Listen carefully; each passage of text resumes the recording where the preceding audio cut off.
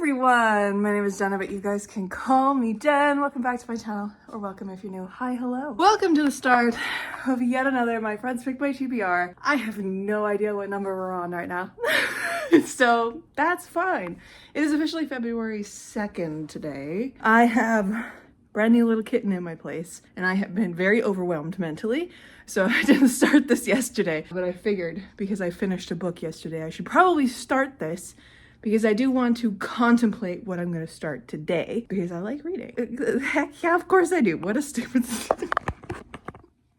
Guys, I'm so out of it. I'm just... Speaking of, little miss just came out from underneath the couch. She decided that that was where she wanted to nap today.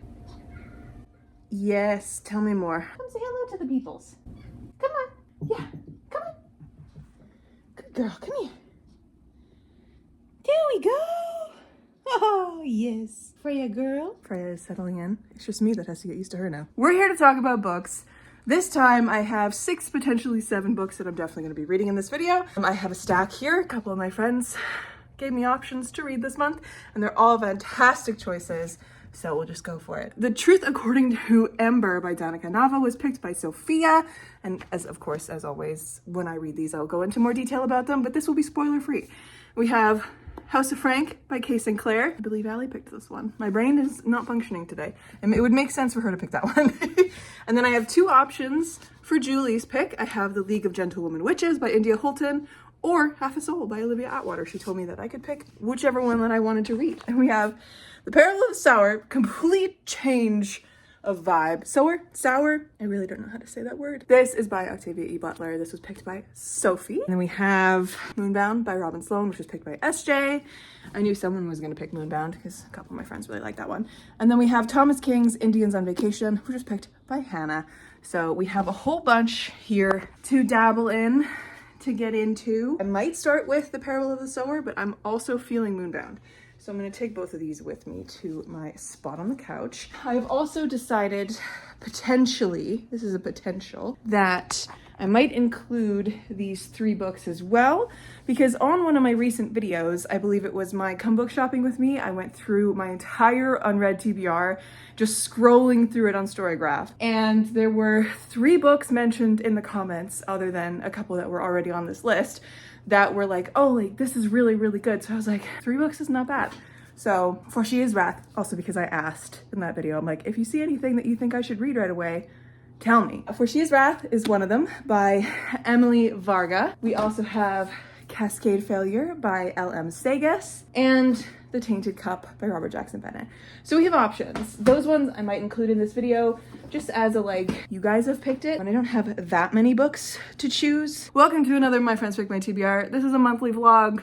It's February. Let's fucking do this. Friends, welcome to the first book that I finished for this video. What a read. Honestly, fucking harrowing because it is too real. Not gonna lie. Shit is scary real. Reading it in 2025 and having this book set. First of all, it starts in 2024 with the election of a new president. And it's this dystopian novel that comes to us in a very climate-wrecked world where people are, like, the price of water costs more than the price of fuel because no one is really driving cars around anymore because why? When they all live in communities and there's so much murder and death and assault and lack of respect for people and there's so much racism and classism, and this world is America today if you pushed it 2 degrees to the side.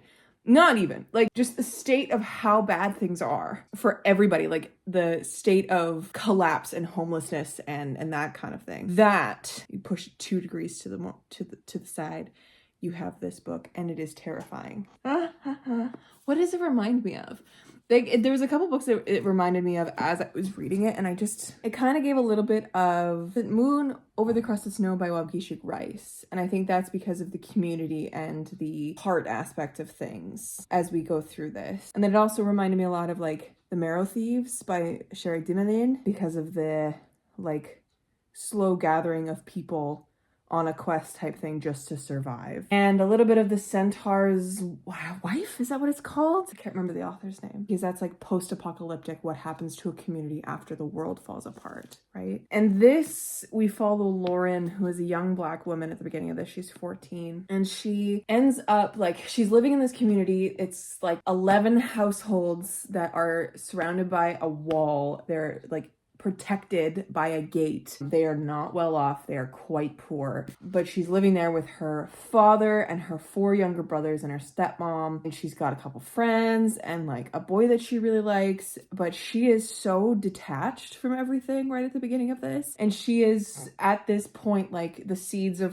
her religion are coming out because she no longer really believes in her father's God. And her father is a preacher, pastor type of guy. Baptist, I believe, is what they described in here, a Baptist. She is building her own religion through understanding truths of what people do and how people act and how the world is around her. And that keeps growing and growing, and things are happening, and there's unrest, and then one of her brothers is a fucking psychopath. He goes to the outside, like beyond the gate, and eventually ends up being killed and all this kind of stuff. And like the years go on, and it's 2025 and shit's fucking in the tank, and then it's 2026 and then it's 2027, and she's agreed to marry this boy that she loves and leave because her father has gone missing, presumed dead, because he would never just walk away from their community because he is the heart of their community. And once he leaves, everything completely crumbles. And then one night they are attacked by these drug crazed folks from the outside because there is this drug that is going around that makes setting fires and watching fires burn more pleasurable than sex.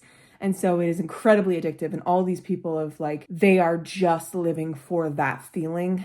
And they are coming in and pillaging and breaking down gates of these communities and just wrecking everything and raping and all this kind of stuff. So they get attacked. And so Lauren ends up leaving and joins up with 2 people from her community. She flees, obviously, and then ends up joining 2 people from her community, and they start going north. In this, she has also come to the term, she's now 18. She's like, I want nothing more than to set up my own like community of the earth seed, which is what she has created, this like religion, this thought process that she has created. And so she is telling these people that she's working, that she meets, and she is slowly introducing them to this idea and her ideas and like having discussions with them. And it's a very open community type of feeling. And it's it's the 5th season. That's what this reminds me of so deeply, is the 5th season, very specifically that first book, because it's that road trip quest narrative as the world is fucking crumbling, right? Trying to find anywhere that's safe. That's what this reminds me of. It's insane. And there's a little bit of an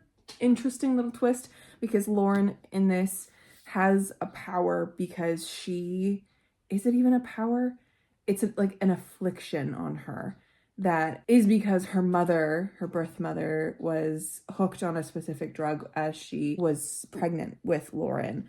And Lauren has this hyper empathy, I think she calls it. She can feel pain and pleasure of other people. So if like when she was younger, before she started her period, she used to be able, like if she could see someone in pain, she would bleed the same way they did. And but after she, hit puberty and all that kind of stuff, that bleeding went away, but she could still feel the pain of other people. And like her brothers would mess with her and pretend to be in pain because it was a lot of just perceived pain. What she perceives in other people made her feel those things, which is very interesting. So she's an incredibly empathetic person in the way of like actual physical pain, not necessarily grief, because we do see a lot of grief in this, and she doesn't feel that grief as much, which is very interesting. I think the character Lauren is interesting. I really did not like her at the beginning because she was so closed off and so monotone and so one note, just this, and she didn't even feel like a teenager. She didn't feel like a kid at all. She didn't feel like a person to me, the characterization of her in this. But as we went along, she felt so much older than her years, which makes sense because of what she's gone through, and then also makes a lot of sense as to who she ends up marrying and who she ends up partnering with, who is a man who is as old as her father, which is, honestly, I hate that, but like I really enjoyed their connection, and it's disturbing me in many different ways. So this book was something. This book was something. I gotta get Parable of the Talents, which is the second one in this duology. I have to. because it follows her daughter, I think. It continues many, many, many, many years later. I like read a little bit of the snippet of it in the back of this just to see like what's next. Like, does it pick up right away kind of a thing? And it doesn't. It like revisits like journal entries from her mother, and then also is from like the daughter's POV, and I'm very interested to see what like happens after this. Like, this definitely feels like a 5th season inspiration. Like, I can feel N.K. Jemisin's inspiration in these pages for that book, which is very interesting. And I think what really hit me reading this book is how once we got to the point where, like, it sounds so terrible, but I just wanted something to happen. I wanted something to move forward for a lot of the time that we spent with Lauren and the community, her family. Like, nothing was really going on. It's very slow. And then when things did hit the fan and they had to leave, that's the moment when like my internal like, oh my God, like unease and horror and disgust at how close this is to today. That's when that broke a little bit. And that's when I kind of fell into like, okay, this is a fictional narrative, which is very interesting because that's what I wanted. I wanted something to happen. I wanted something to be pushing forward in the story, to move the story along. And then we got of course, the fleeing, the world that you know is now crumbled and all that kind of stuff. And you have to go find safety where safety doesn't exist, you know? The fact that moment, when we hit that moment of Lauren fleeing her community that is in flames, that's when my enjoyment of the book kind of shifted. Like, it wasn't like I started enjoying the book more. It was more of like that disgust at how similar this is to our world shifted, because that is no longer super similar, that part of things, yet.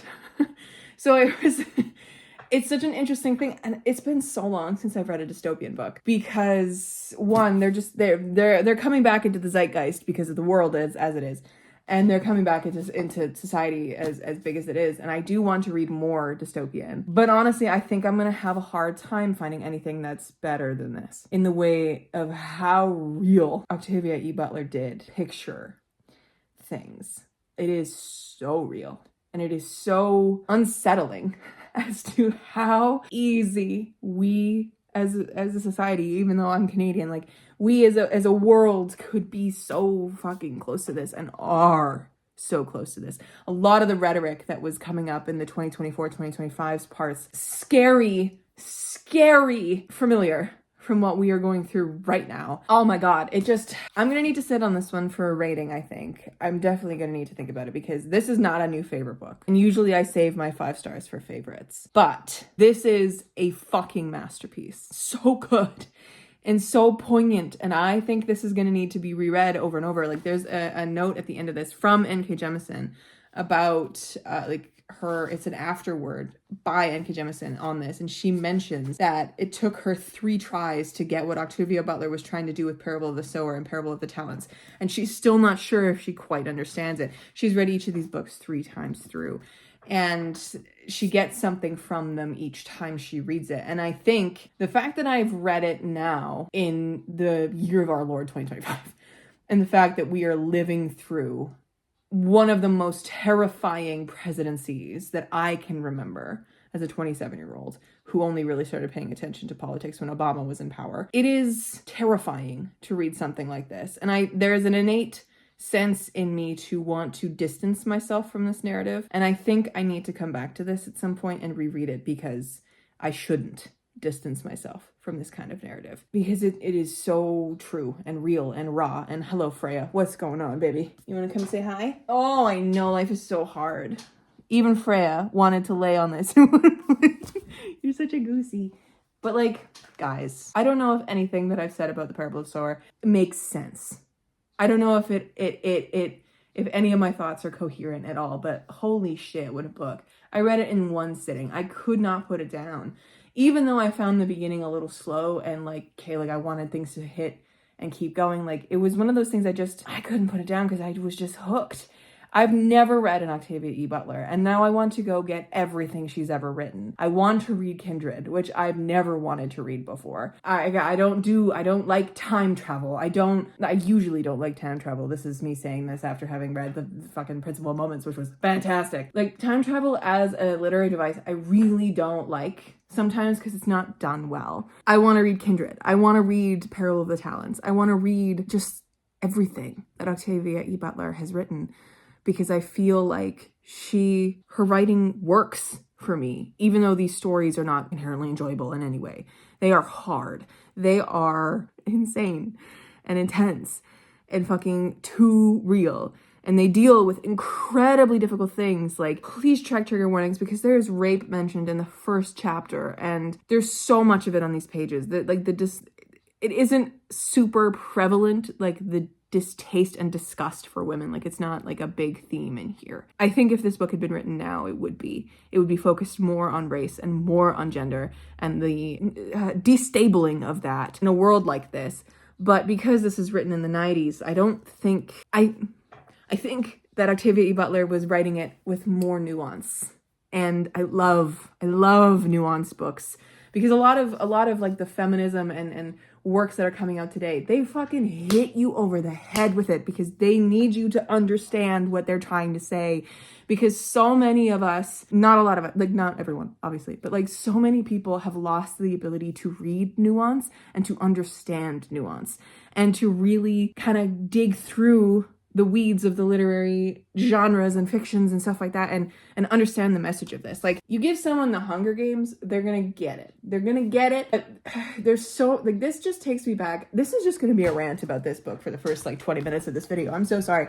Not a rant, a rave, because this book was great. But, like, you give someone the Hunger Games today. The fact that there are people out there right now who read these kinds of books, dystopian, fantasy books, sci-fi books, they love them. They root for the underdog, because it's always the same narrative where it's always the underdog, the oppressed, the people who have been shit on for centuries or years or whatever, getting the upper hand on the bad guy of the entire situation, right?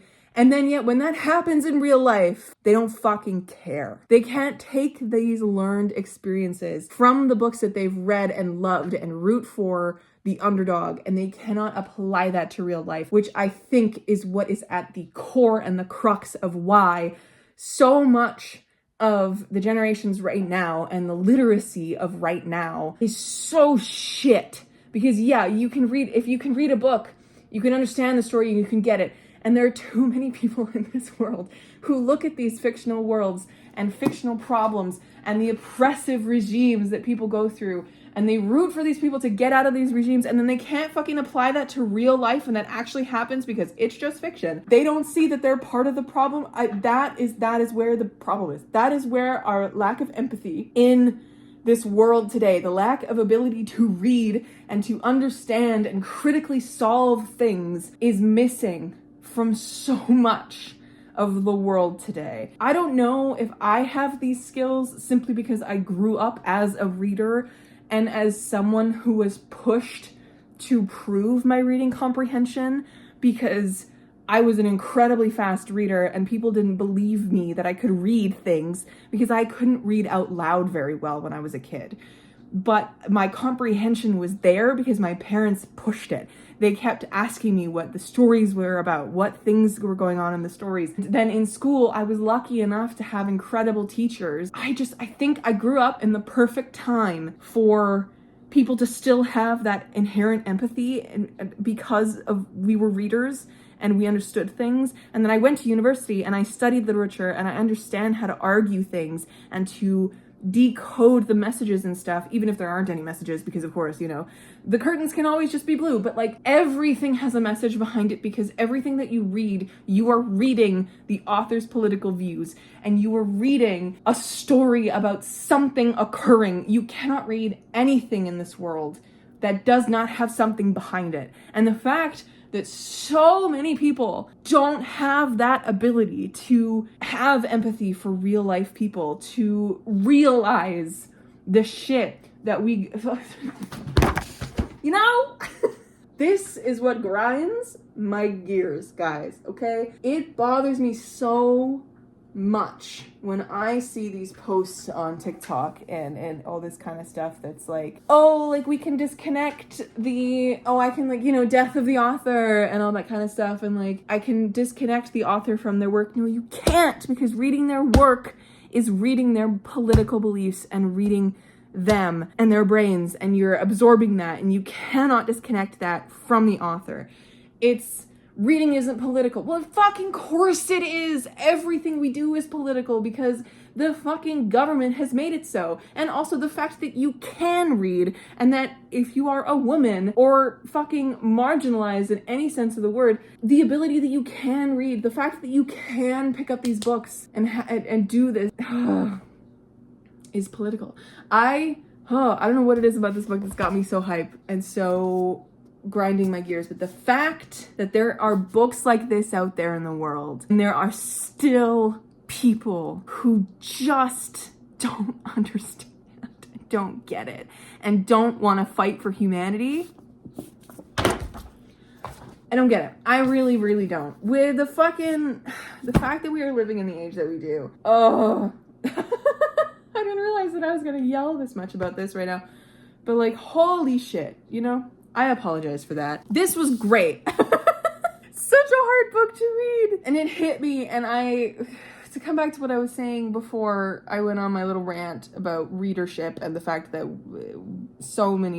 we as a society have lost the ability to read critically or think critically about what we're reading or consuming in any situation is fucking ridiculous.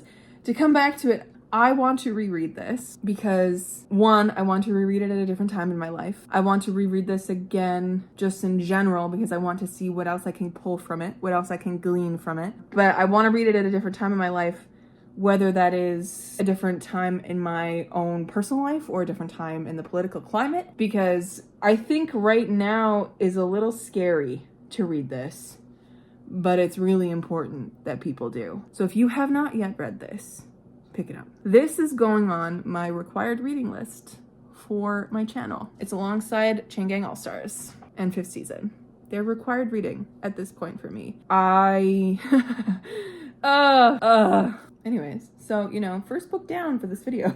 Fucking hell. Everything else on this list is so, like, lighthearted. The fact that I started with the dystopian that is gonna wreck my entire life is a little insane. Holy shit. And I'm honestly, seriously thinking of breaking my book buying ban just so I can get Parable of the Talents and read that one. Like, soon, like this month kind of a thing. We'll see.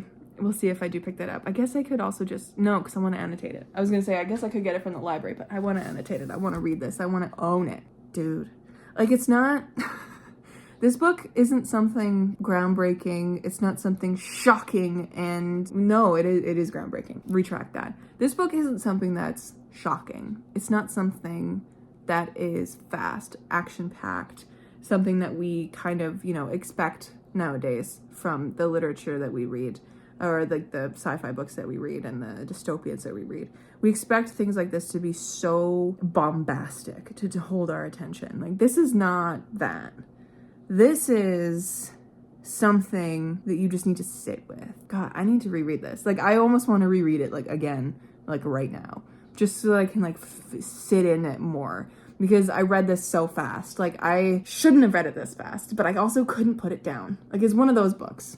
So I'm gonna sit on this. I'll let you know all my ratings about these books at the end of the video, of course, but like, what a fucking way to start this video. Hey friends, it is officially the 15th of February. Oh my god, how are we already halfway through February? We're more than halfway through February because there's only 28 days in this month. Oh my god, I have only read one book. But I am partway through 2 more. Partway through these 2. I picked up Moonbound and I am 157 pages through Moonbound.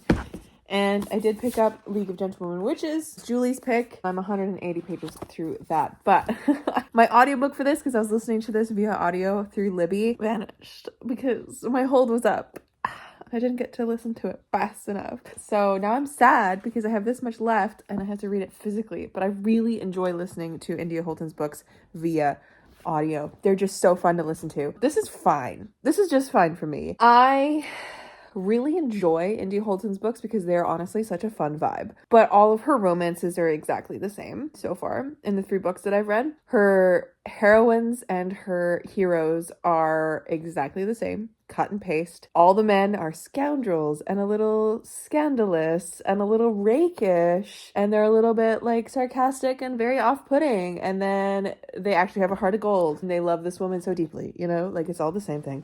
And then the setup for the romance is all the same. It's like this rivalry, enemies but immediate attraction. All of them have been the exact same setup, so I cannot tell you what any of the characters' names are. It took me until this far in to realize that the two characters from the first book in this series also appear in this book, and I just couldn't remember what their names were. So they're really fun. They're a great vibe. The world building is honestly the best part of these for me, other than like the vibe of it, because the vibes are so fun. They're so jokey and just sarcastic. It's my kind of humor, and the world building is so cool because this series has the like floating flying houses, pirate vibes.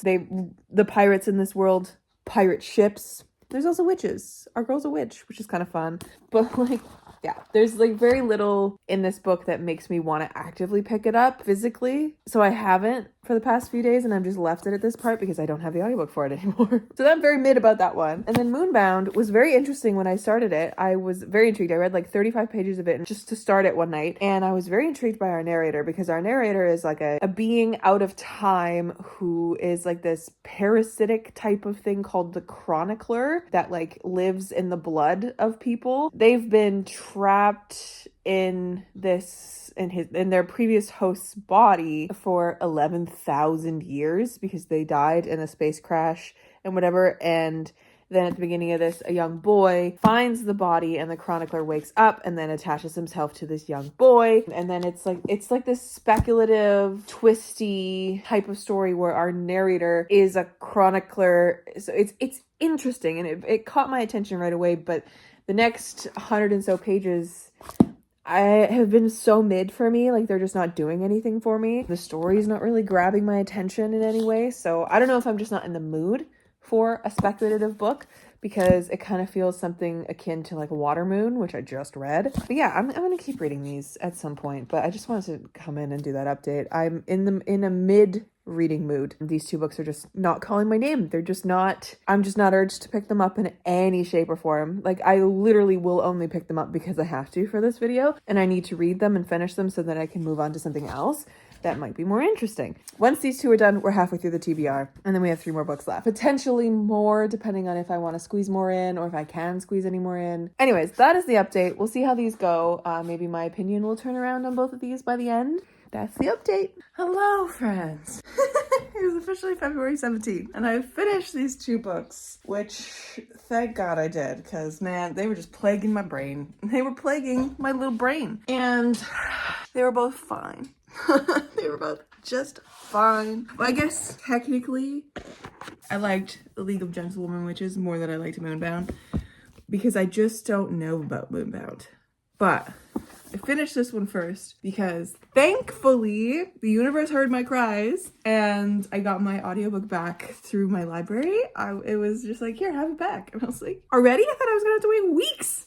So we love that. So I got to listen to the end of this, and I was very happy to do so. And it was very entertaining. I do love what India Holton does. It really just is entertaining. The vibes are great. In these books, they're great.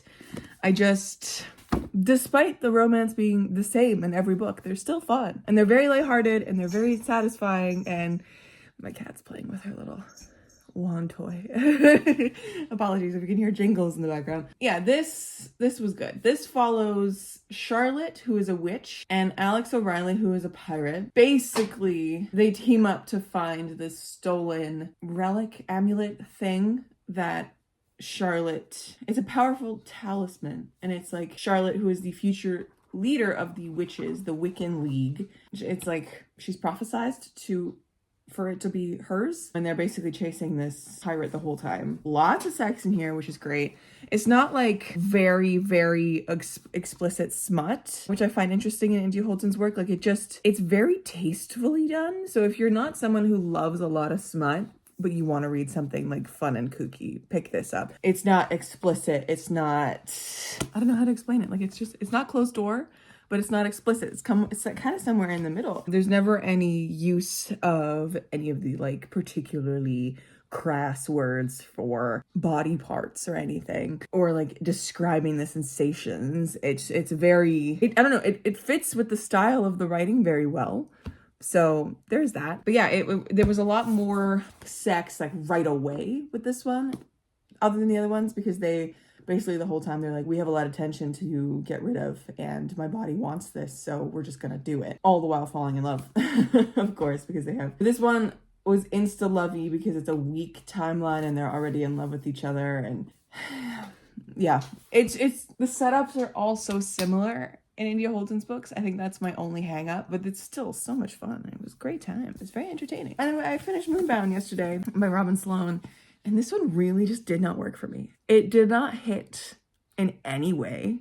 I don't understand what the point of this book was supposed to be. I read this to me gives a little bit of if you made the Chronicles of Narnia speculative and you mix it a little bit with Watermoon and that kind of style of writing, but just, I don't know. I don't know what the point of this book was, because usually those books have something to say, or at least something to wrap up and do by the end. I guess there is like the plot line of our guy like trying to defeat the wizard. It's plaguing him the whole time, and like free the world from these dragons that are also plaguing the world. But like there isn't anything other than that that's going on, because that's very like A plot. There's no like B plot satisfaction of like what the story is actually about. And like at least like Watermoon, which is, I keep talking about that because that is the only other speculative book that I've read recently. That one actually has like, I don't know, it has gravitas to it, even though it's oozing with whimsy. It has a point, it's a love story, and it's this push and pull between where you belong and what world you belong, and do you even belong in the world you think you belong in, and all that kind of stuff. And this one was just kind of weird. Like, I don't understand the point of the chronicler. I don't really get the main character's story very much. Like, it's a typical hero's quest, but it just didn't work for me. And that's, oh, it's so shitty. I hate that it didn't work for me. I don't know what it was. I literally cannot pin down what about this book just did not work for me, because the writing was great. The setup is very interesting. And I love when a narrator is not like normal. Like, it's not like a normal like third person POV. Like, this is actually somebody who's experiencing the story, narrating things, but it's not like the hero describing their story. It's someone who's just a tag along in the hero's blood explaining things. I almost wish that we had gotten Durga's story, who's the character we meet in here, because I think hers would have been more interesting. Or Altamira. Nope, not Altamira. Altessa? What is her name? What is her name? Altissa, yeah. Altissa's would have been really interesting as well, but like Altissa's dead this whole book. But like, I think it would have been interesting to get her journey too, because that would be more sci-fi and more, I don't know, it would have been interesting because her story ends so sadly. I think that would have been an interesting story as well. I don't know why this didn't work for me. It just did not, which is so sad because I was really hoping I would love this. I mean, we've had a super success with Parable of the Sower, because that one, guess what, is 5 stars. Then we had one that's like cutesy and fun. This is going to be between the 3.5 and a 4 star, because India Holton's always seem to be that. And then we kind of had a failure with this one, because this one just doesn't do anything for me. It just didn't hit the way it was supposed to, I don't think.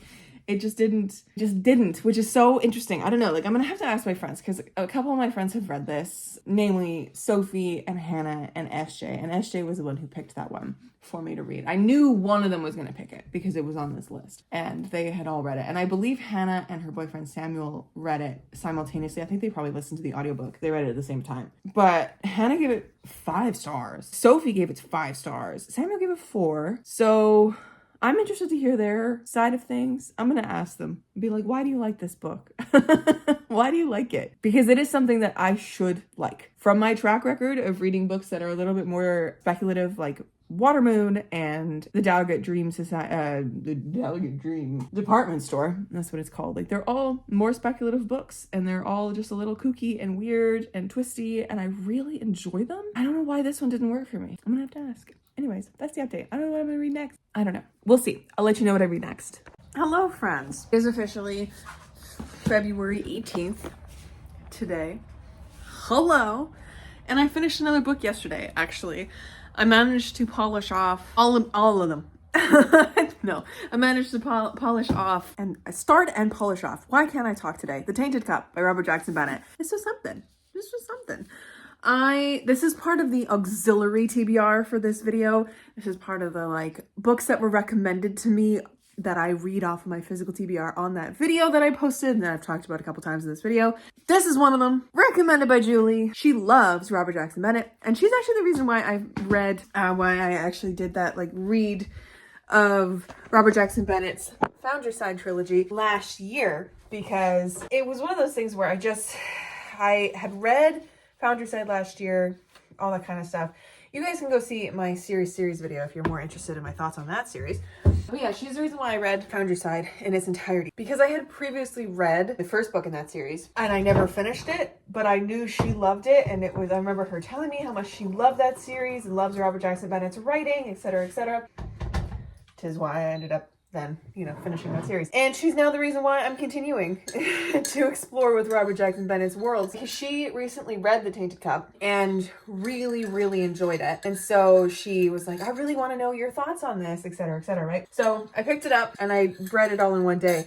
Why? Not because I couldn't put it down. It was actually incredibly confusing and incredibly slow. And the vibes were very, very Holmesian, very typical, like dreary London-y vibes, except it's not set in London. It's set in a world where there are leviathans and titans coming in and threatening to break down the walls and kill everybody and destroy cities and such like that. But the vibes are very dreary London vibes. So I really enjoyed the vibes. I really enjoyed the characters, Anna and Din. So basically what this book is about is it starts off with Din, our main character, who has dyslexia, and he also finds it really, really, really tricky to write. I looked it up to see if there is a specific term for that kind of a disability when you have a really hard time reading and writing, and the internet just told me it was basically just dyslexia. So if there's a proper term for the disability wherein you find it extremely hard to read and write, and not just that, like, you have the dyslexia, letters swimming off the page, etc. It's also very hard to write words. He has that. He has a very, he's basically unable to do a lot of things. He fails all sorts of tests because he's trying to be some sort of investigator or some shit. I don't know. He gets a job with this really kooky investigator, Anna, and he's her, like, subordinate assistant person. He has yet to even be promoted or like passed through his stuff. Like, he literally still carries a wooden sword because he does not have like the authority to carry a proper one. He is her eyes and ears and invest in in this crime that is happening right at the beginning of this, because he is what they call in this world an engraver. Hi, sweetie. She says, I must be part of this video. I must touch you, mother. I must put my foot on your shoulder. I have chosen you. So Din is an engraver. He has basically been augmented. In this world, you can get augmented. You can get like special things added to you. He has been augmented to become an engraver, which essentially means that he has an eidetic memory, a magically eidetic memory. That's essentially what it means.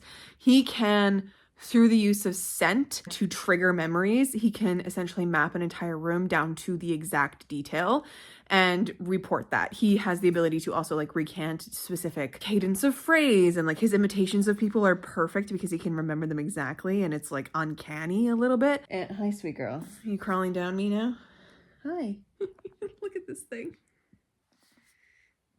Hi, gorgeous. Just pause for the cat.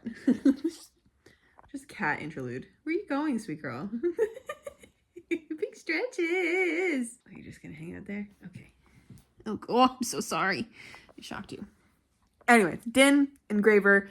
At the beginning of this, he's a eidetic memory. He basically maps these crime scenes and, brings all the details back to Anna, his investigator, and tells her everything, and she figures out the crimes because she's got Sherlock Holmesian type memory and mind and stuff like that. At the beginning of this, Din is on the scene of this very gruesome death wherein this guy, this like commander guy, has turned into a tree. Literally something has bloomed inside of him and sprouted out through his blood in this absolutely disgusting, gruesome way, and he is now a tree in the middle of his like office.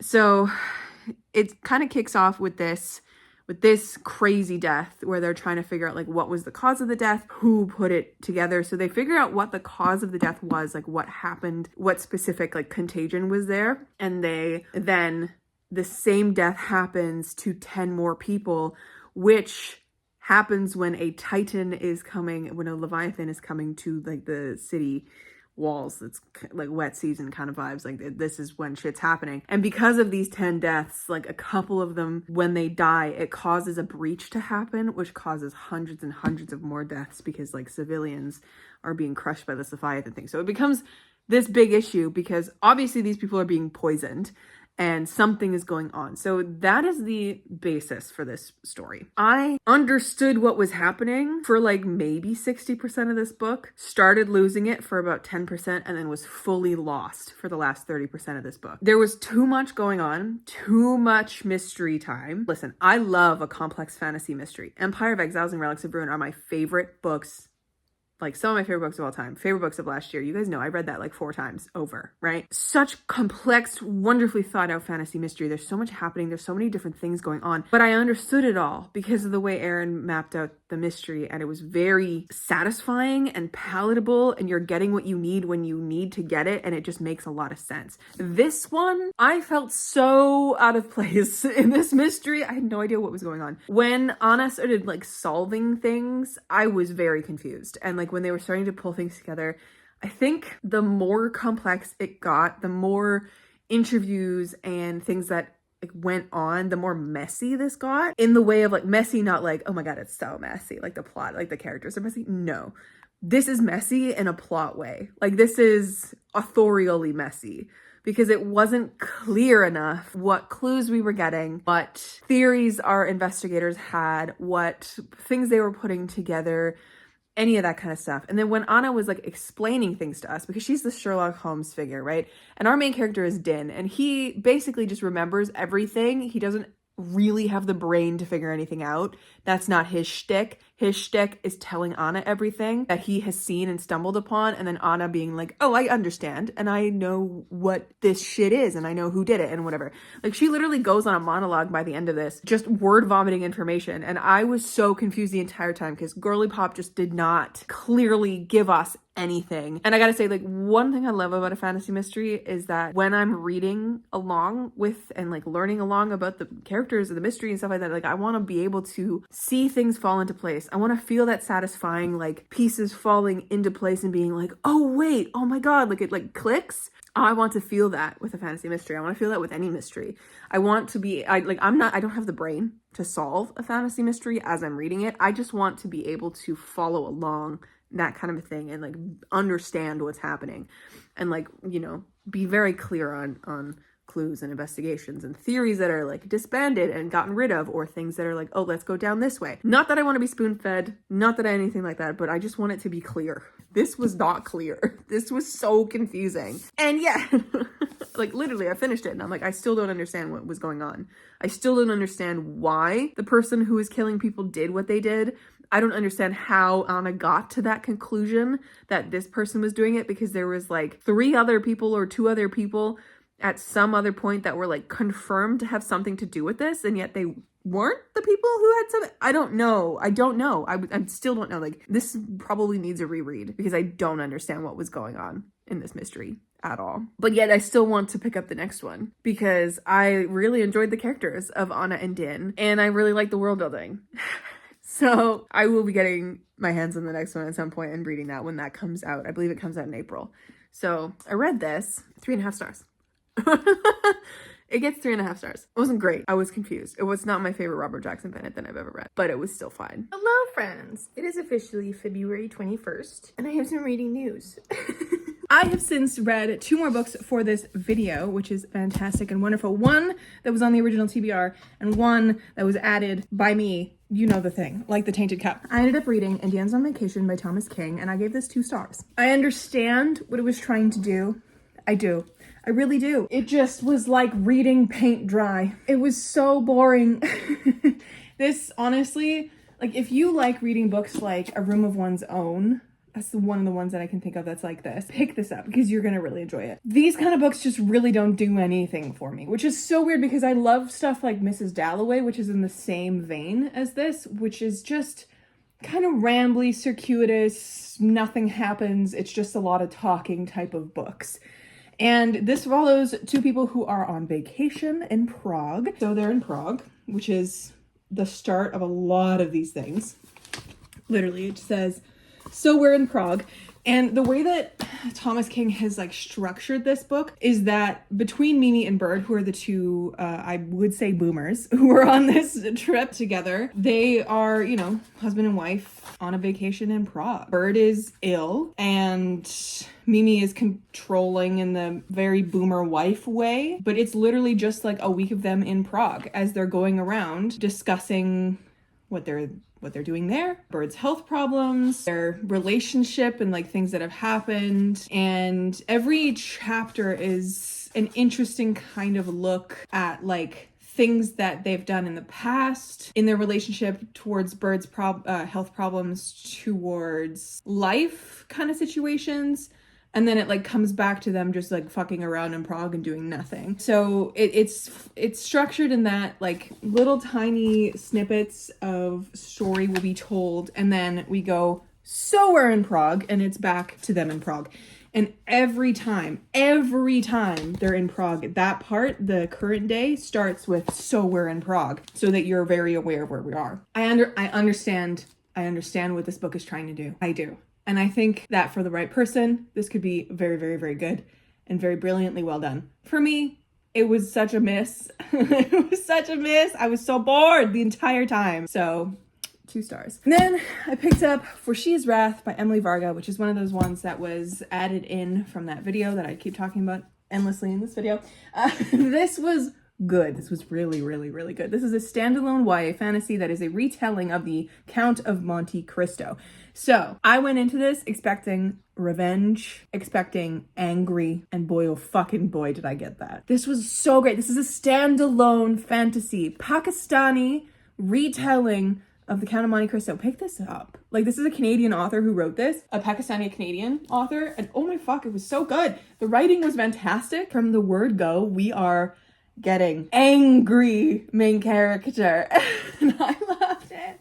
I love a girl who's just really fucking mad and really hell-bent on revenge and getting her way and all that kind of stuff. It was so good. This follows our main character, Danya, who is imprisoned wrongfully because she was framed for a murder. And she was imprisoned by her lover and best friend. He was the one who basically, we are led to believe that he was the reason why she was imprisoned. So she's in prison. She has been tortured for a year. She is in a tiny cell that is like, she is just in terrible conditions. And she tries to escape the first day, like a year on the dot kind of a thing. She does not. But then one day she's like really injured in her cell and like thinks she's hallucinating because she hasn't had any food in a while. And someone just kind of shows up in her cell because they dug through the floor. And it's another inmate who's in there as well, Noor. And Noor is like, I'm trying to escape. I accidentally dug into your cell. Which, if you've read The Count of Monte Cristo, which I have read half of The Count of Monte Cristo, it's too big of a fucking book. But honestly, after reading this, I kind of want to go back and give it another try, even though it's like over 1,000 pages long, because the vibe of revenge is so fun. Well, it's so tasty. Girly Pop is so mad. And so her and Noor essentially plan to dig themselves out and escape. And Noor has secrets. And the reason why Noor is there imprisoned is because she has secrets and knows a lot about this specific seed that grants people powers, like the jinn powers. This seed is heavily controlled by the emperor because she was like part of that world in some kind of a way. It's a little complicated. So that's why she's there. And she knows about this one person's treasure who like is her like father figure who was murdered at one point. So that's her revenge. She wants to get revenge of the person who murdered her father figure. And there's also this treasure that they want to go find. Danya and Noor end up escaping from this prison in a really fun, bombastic way. And they go find this treasure and they set up basically on this revenge quest where Noor ends up posing as Danya's like handmaid. Danya takes some of this like seed stuff to bring in Jinn powers into her, and she changes her appearance so that she won't get caught again. And so she pretends to be this very wealthy woman because they also found a shit ton of fucking gold as part of this treasure, so they can afford all these things. And so her biggest thing is that she wants to get her father's swords back because her father was murdered by this guy, and her father was like the emperor's swordsman, and so she knows everything about fighting, everything about swords, and all this kind of stuff. And her lover is like the right-hand man of the emperor kind of a thing, who trained under her essentially for like swordsmanship. It's this whole thing. It's so good. The revenge quest was fantastic. It was so tasty. I loved the addition of the Jinn magic in here as well. I really, really, really enjoyed the friendship in here between Noor and Danya, and the way that Danya will do literally anything to get her revenge. It's so tasty. And I really liked Mazen as well. He was lovely. But yes, this was great. Highly recommend that. Those two are done. We have 3 more on this list, and it's we have like 7 days left of the month. Let's fucking do it. All right, lads. I finished the second last book for this video, and it is officially February 28th, almost 11 p.m. on February 28th, and I have 1 book left. I'm gonna start it tonight for sure, but once again, we're going over, but that's okay. This was so meh. Oh, I was really hoping it would hit. Maybe I just wasn't in the mood for it, but like, it just wasn't like fun to read. I wasn't really like sinking into it in any way. I hated how much Ember lied in this. Like the little white lies, every time they would happen, I just like internally I'm like, why would you even do that? And then as soon as you do it, why wouldn't you just be like, no, sorry, I didn't mean that. Let me backtrack. Like, she knows she's being dumb, and she just keeps digging herself a bigger hole with each one of these lies. And they're such pointless, stupid fucking lies too. Like, oh, I hate it. And then she has to like double down on some of them because she's scared she's gonna lose her job and all this kind of stuff. Like the job hunting in here was too real because of someone who's trying to find a new job and hasn't had hits for months or months and months for interviews. And I'm a white woman. I can't even imagine how it is doing that. And being Indigenous too, because we all know there's racial profiling in every single fucking job at any point in time. And I just, it was too real. Yeah, no, I hated the lies. I really liked her love interest, which I cannot for the life of me pronounce his name. It's spelt Danuoa, but it's not pronounced like that, apparently, even though he says it's spelt phonetically. But then she says his name in the right accent at one point, and I'm just like, that is not phonetic, my man. How the fuck do you say it? So I don't know how to say his name. I'm so sorry. Dan. We'll call him Dan. He's lovely. He's a wonderful man, and he deserves so much better than her. Holy shit. It was... We've got a kitten visitor. Hello. It was just... I didn't like their relationship very much. I didn't really feel any chemistry. And honestly, for a romance book, there was one sex scene and it was very mediocre. It was very short. And then a second sex scene that was like a paragraph long. I'm sorry.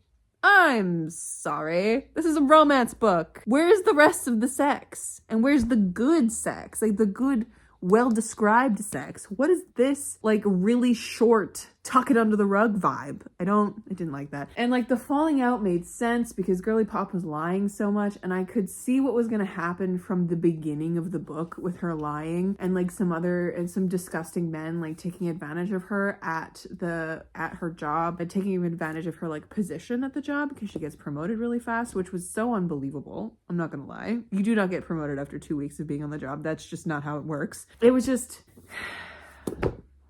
No, it didn't work for me. It wasn't very good. I'm so sad about it. Anyways, all right. We have one left. And I have been saving this one for the end because all of my hopes are resting on this. I can't even remember what I've rated all these books at this point.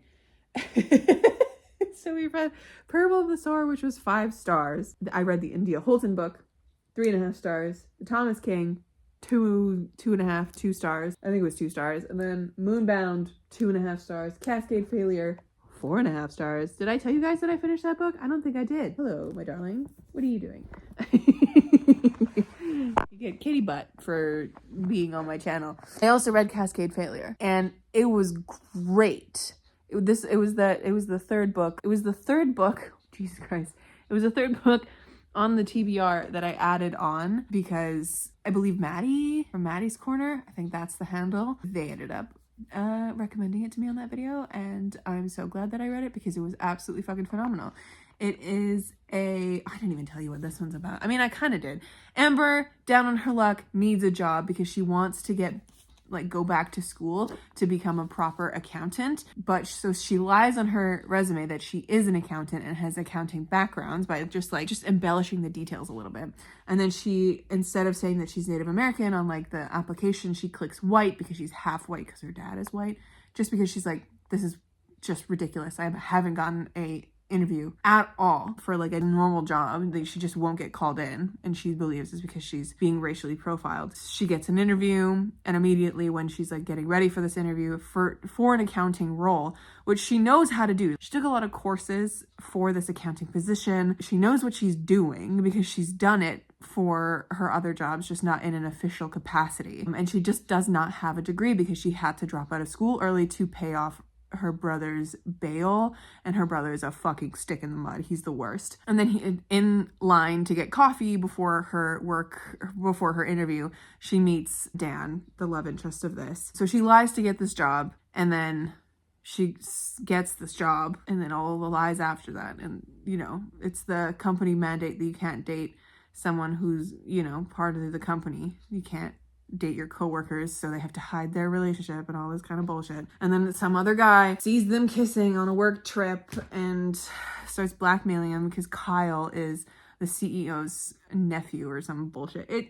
Anyways, Cascade Failure by L.M. Sagas is a wonderful found family built sci-fi that follows a whole cast of characters. It starts with Hall needing a job. He's a deserter and he's trying to just get a job on a ship because he needs to somehow decode this information that he has to hopefully, you know, exonerate himself and like get, you know, back to his family that thinks he's dead and all this kind of stuff. So he ends up getting this job on a ship, stumbles into this hangar, and essentially gets locked into this because he recognizes someone on the ship. It's someone from his past, and this man then shoots him in the back when he tries to leave with a riot round, not an actual bullet. And so that, like, making him not be able to leave.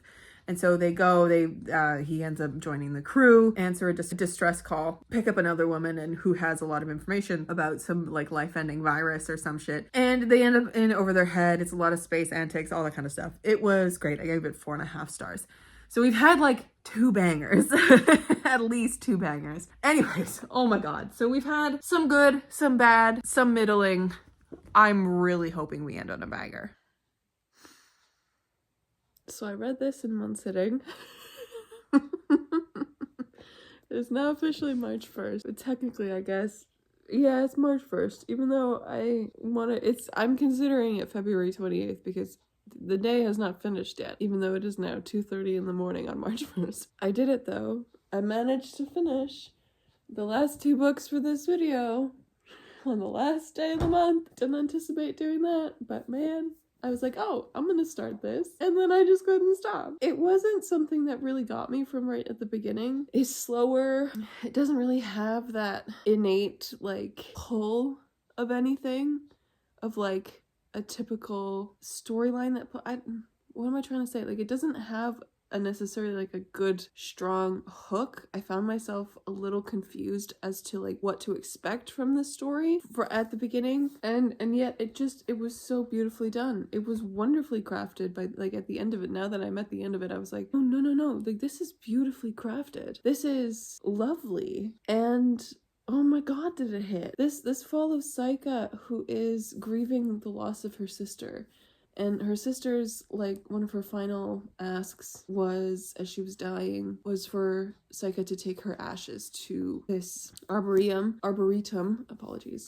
where her ashes will be buried. And Saika doesn't do this right away. She goes on her own adventures and then comes to this moment where she finally goes to that red door that was described the red door, and stays there for a long time because she's not yet ready to plant her sister and to say goodbye. And she makes a life at this arboretum, and it's just it's so good. It reminds me a lot of, and I don't want to ever support this author because I just don't like the fact that he used residential schools and the 60s scoop as his inspiration for the House on the Cerulean Sea series, and then when accused about it, he never like came out with a statement. And when he was like confronted by Indigenous people about how harmful that is to use their pain as stories and then to treat them in this story like these weird creature children, it was just, it's bad. And he never said anything about it. He never apologized. He never does anything about it. So I just don't support this author. But I read the second one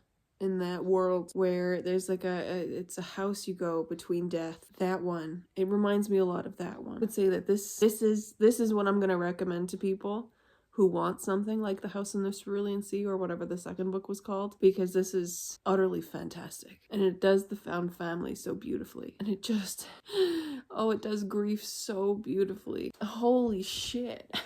I'm gonna need to sleep on it because I'm too close to it right now. I'm too close to it. I need to sleep on it. I need to breathe. I need to drink my weight in water because I feel dehydrated. I cried so hard. Oh my god.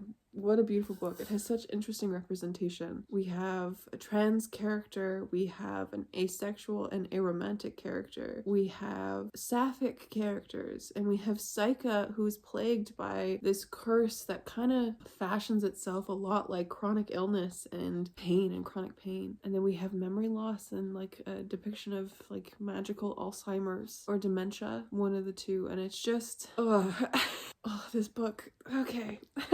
Thank you, Allie, for making me read this. Because I get it now. Anyways, I'll do a wrap up tomorrow when I'm not sobbing, but we did it. We made it through. Okay, friends, it is officially March 1st. I've slept, I've sat on things, and we're going to talk about what I read in this video. Kind of a quick breakdown, if you will. What an interesting reading month. I ended up reading 13 books this month, which is fantastic because now I'm back on track with my reading goal, because for my reading goal, I need to read 10 books a month. In January, I only read 8, but February we read 13, so we're back on track and we're a little ahead, which is really exciting. I have my computer here. We're gonna talk about, we're gonna implement the last couple books of this video, the two that I finished yesterday, because I have not yet done that, and get the final ratings for everything. So I guess we'll start talking about Parable of the Sower, because that is what I read first this month. Guys, we started with a 5-star. We've started with an absolute fucking banger, which I am just endlessly excited about, really, truly. I did predict that this was going to be 5 stars because it's Parable of the Sower. It's Octavia E. Butler. Anyways, I had a great time reading Parable of the Sower. Did I have a good time reading this? Yes, because I couldn't put it down. I read it in one sitting, which I probably shouldn't have because this is an intense book to read in one sitting, but oh my god, was it good? And I cannot wait to reread this one day. Yes to this. Then I ended up reading League of Gentlewomen Witches by India Holton. This was, I should have said, Sophie picked this one for me. This one was picked by Julie. It was between this one and Half a Soul by Olivia Atwater, and really the only thing that made me choose this one was that I had the audiobook for it. And I was like, okay, I guess we're going with the India Holton. So glad I did that. Glad I continued with the series. This was good. I gave this 3.5 stars. Again, my thoughts still stand though, because can I tell you the main characters' names of this? No. And I honestly don't even know like the difference between this one and the first one, other than the fact that she's a witch and the first one is between 2 pirates. So there's that. I cannot wait to read an India Holton where there's a different setup to the love and relationship in this. Honestly, I've read 3 of her books now. All 3 of them have the exact same setup of like, oh, he's a rake, he's a scoundrel, I hate him, but yet I'm so attracted to him. Oh no. And then they're like kind of forced together for some reason, and that's how they go together. Like, I love that she loves this trope for romance. I love that India Holton loves that setup. It's a fun and goofy setup. It's one of my favorites, but I would like some variation. Like, give me Give me a gender bent version of that. Give me the woman who's a rake and the man who's a cinnamon roll or something, you know? Like, I would love that. Anyways, this was fine. 3.5 stars. Then I ended up reading Moonbound after that, or finishing Moonbound after that, by Robin Sloan. This one really did not work for me. I gave it 2.5 stars. I'm so sad that it didn't work for me because the concepts and ideas in here are something that I should love. And the fact that all my friends, when I asked them, the ones who have read this book, what they loved about this book, and they were saying all this stuff, I was like, I love all of these things. It just did not work for me in this book. So the execution just wasn't there for me. But I think I might be the minority on this one because obviously if 4 of my friends, 5, I forgot Tamsin read this too, if 5 of my friends have given this a 4-star or higher, I'm the problem. I'm the problem. Then I ended up reading the first book on the auxiliary TBR, which was added on by me, but still suggested by you, my beautiful friends, on that video that I keep talking about in this video. It was a come book shopping with me, and then it was me talking about my entire TBR, and then I showed my entire TBR by scrolling through my owned books on Storygraph, and then I asked you guys to tell me what I should read out of this list. And these were 3 of the books that were not picked for this video, that were not picked like part of my friends pick my TBR. 3 books were also talked about in the comments.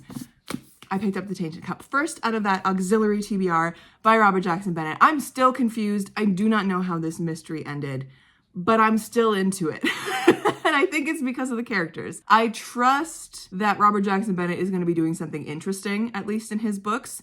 I can give him that. They are readable. It's fun books. This is a different vibe than I'm used to reading in my fantasy, and I love a fantasy mystery. But this one, to me, the mystery wasn't done very well because it wasn't satisfying to like kind of figure it out as the characters were figuring it out. We were just told things by Anna, our Sherlock Holmes figure. But I liked Anna and Dim so much. So I'm going to continue with the series, but I gave this 3.5 stars. And then I went back to the main TBR. This one was suggested by Hannah, and this one really didn't work for me. And after the fact, once I finished this, Hannah saw me after that went for book club, and she was like, girl, your review is really funny, because I basically said, like, this is just like this is reading paint dry and listening to boomers talk. And her and her boyfriend were like, yeah, Jen, old people exist. And I was like, oh, I feel hit. I understand what this was trying to do. It just did not work for me. So 2 stars. Then I went and read another off of the auxiliary TBR. I think the next 2 are from the auxiliary TBR, which were the last 2.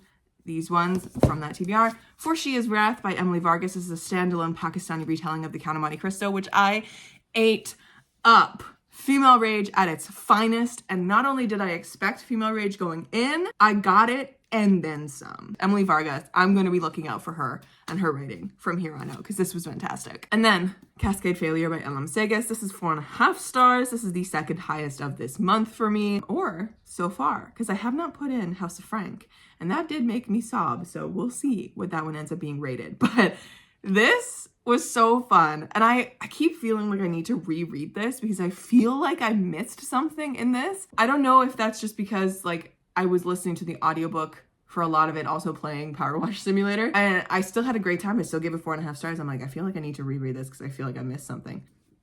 I don't know. I couldn't tell you, but great time. Space antics. I loved this. This is my favorite brand of sci-fi. If you guys saw my sci-fi video go up, favorite brand of sci-fi. Anyways, all right, we got these 2 bad boys to click into gear, the last 2 of this video. This one was suggested by Sophia, and this one was suggested by Allie. So, we're gonna dive in. We got the computer set up. Let's do it. As a reminder, I use the cop-out spreadsheet, which has been detailed by Chief from Book Roast. This is her last year one, her 2024 one. I've just picked the Dark Academia version, because last year I picked the Light Academia version. I picked a different one, which is great. And I love it. I love the cop-out spreadsheet so much. This is like my perfect spreadsheet. And because as someone who doesn't actually know how to do spreadsheets very well on like Google Sheets and like, you know, create the graphs and all that kind of stuff, I love when it's made for me. Anyways, CAWPILE, CAWPILE, character, atmosphere, writing, plot, intrigue, logic, and enjoyment. That is what I'm rating it on. Truth According to Ember, 2.5 stars, unfortunately. Unfortunately. I hate when things happen like that. but hey, sometimes they do. And that's really only because it just did nothing for me in the intrigue department. I didn't enjoy the two characters together, even though I really enjoyed the love interest. I just didn't like them together. And today I actually saw a TikTok from Emma, who's also a YouTuber, an OG, and she was talking about like 5 romances that were actually like had adults in them. And I think that's really what hit for me, because our main character in this did not feel like an adult to me. She felt, yes, she was an adult, but she wasn't acting like an adult the whole time. And like the lying really got to me. I don't know. Anyways, I think that Dan could have done so much better. So much better. Honestly, I think The Truth According to Ember is just one of those books that is going to probably work for someone who doesn't want a lot of smut in their romance, is okay with like 1 or 2 sex scenes, wants a romance that feels relatable, that is diverse, because we're dealing with 2 Indigenous folks, and this is the first Indigenous traditionally published romance novel, which I think is fantastic. And I'm really excited. I will try another Danica Nava. I believe she's coming out with another one this year, and it looks very interesting to me, so I will be trying another one. Will I buy it? Probably not. I'll get it through my library just in case. But I think this will work for other people who maybe necessarily don't read a lot of romance or aren't like as versed in the genre, because I feel like anyone who is super into romance and like reads a lot of it will be bored by this one, I think, because it just isn't doing anything interesting to me. And House of Frank gets 4.5 stars. I think it was, quite honestly, such a beautifully done book, just in general. Like, not even talking about the fact that this was a cozy fantasy. I just think it was great. And I want more people to read this book, because I think it's gonna hit so much better for them. This will be a great book for someone who maybe doesn't like a lot of the cozy fantasies that are out there now. This is gonna hit, because it feels different from the cozy fantasies that we know. It was great. It was really good. I think it was beautifully done. Truly beautifully done. Honestly, probably one of the most beautiful books that I have read. And the treatment of grief in it is just fantastic. All right, so that brings us to the end of February, the end of this video, the end of the My Friends Pick My TBR month. What a time. 13 books down in the total of February, but this was 9 books in total for this video alone. We had a 5-star, we had 2 4.5 stars, and then we had a couple like 2 2.5, and a couple 3.5 stars. So overall, not a terrible month. There were some hits, some losses. I think this is the best kind of thing I can expect from a Friends Pick My TBR. Just a good variety. And it was definitely a really good variety of books as well. Thankfully, none of my friends picked any like 600-page tomes this go around, so I could get through a lot of them, you know, thankfully. That brings us to the end of this vlog. Thank you so much for hanging out with me for yet another month where my friends picked my TBR. And I will catch you guys in another video very soon. Stay kind and keep on reading.